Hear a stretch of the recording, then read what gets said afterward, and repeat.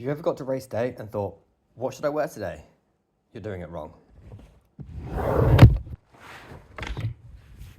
You spent all that time training, so it makes sense to spend a little bit more time thinking about your outfit. I'm going to take you through why outfit choice matters, what you need to consider, and what I'm going to be wearing at the Berlin Marathon this year. Why outfit choice matters. Getting your outfit wrong for a 5K can be annoying. Getting your outfit wrong for a marathon can be a disaster. Every issue is multiplied, 8 times to be precise, although it feels like more. You're too hot in a 5K, you can get heat stroke in a marathon. Discomfort can turn into chafing and bleeding. You're not going to need gels for a 5K, but almost everyone is going to need some sort of nutrition for a marathon.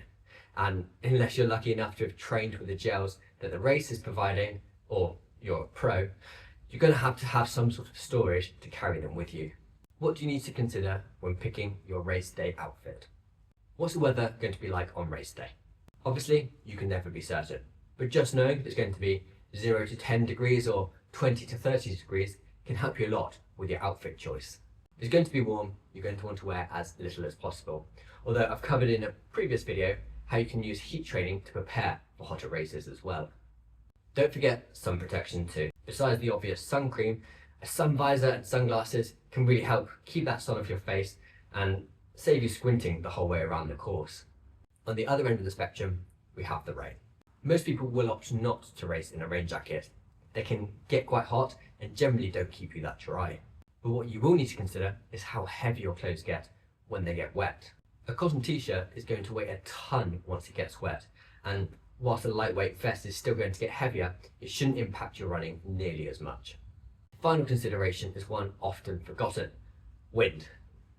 Not like that.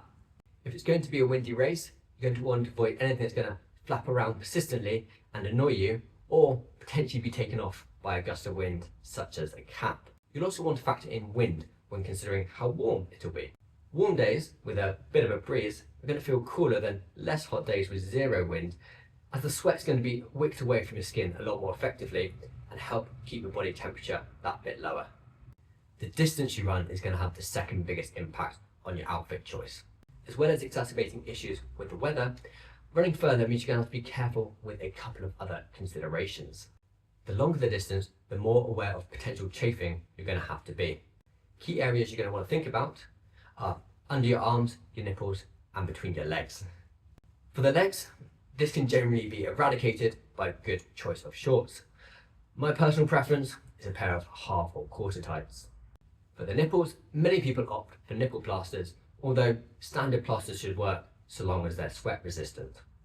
Personally, I use something called Body Glide, a lubricant that triathletes use for getting their wetsuits on and off, and putting that on my nipples or under my arms resolves any issues I've ever had with chafing.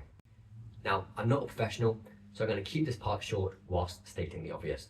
Shoe choice can have a massive impact on your race. I think many of us overthink this when we first get into running. The short of it is, if the shoes are comfortable over the distance you're racing and they're not causing you injury in training, then go for it. Finally, nutrition. It might seem odd to mention nutrition on a video about kit, but as mentioned, unless you're a pro or have someone else on course handing you gels or whatever else you're taking, you're going to have some way of storing these, and that's going to be part of your kit. Not only are you going to need to make sure you have somewhere you can carry them, you need to make sure it doesn't chafe.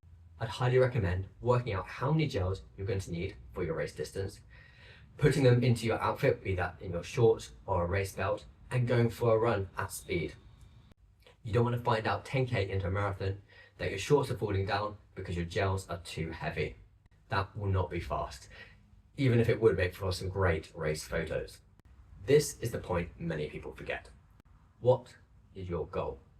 Are you doing it to enjoy beautiful trails through the mountains? Are you looking to hit a personal best time?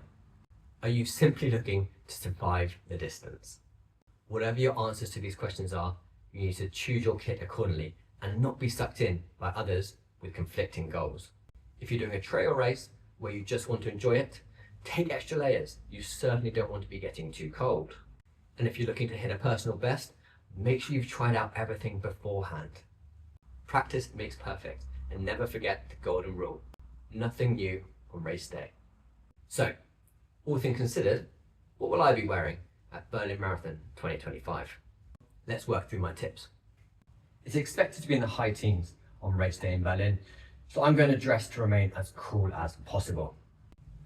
A lightweight vest, plenty of holes to keep ventilation, and it's a bright colour, so it makes it easier for friends and family to spot me out on the course.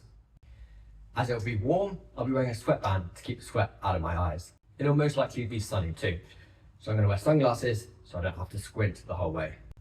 I don't want to chafe, so I'm going to go for a pair of quarter tights and, as already mentioned, some Body Glide. I take 4 gels over the course of a marathon, and I can comfortably fit 4 gels, 2 in each pocket. I'm also going to be racing in Altra's Vanish Carbon 2s. They're lightweight, carbon plated, and have a nice wide toe box so my toes aren't crammed in. I'm aiming for a PB, so my kit has been selected with that in mind.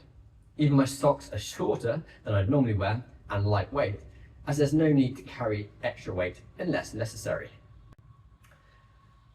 And there we have it, my full race day outfit. Yes, I'm fully aware I look like a 1980s aerobic instructor, but if it's what I need to hit that sub 3, so be it. Anyway, I've been running around Berlin and London in long sleeves and tights for heat training throughout the whole summer, so honestly, this is the most normal and weather appropriate outfit I'll have worn this year. I hope you found this useful. Did I mention anything you hadn't considered, or have I made a glaring omission in my outfit choice? Let me know in the comments below, and I look forward to seeing you soon as we race to sub 3.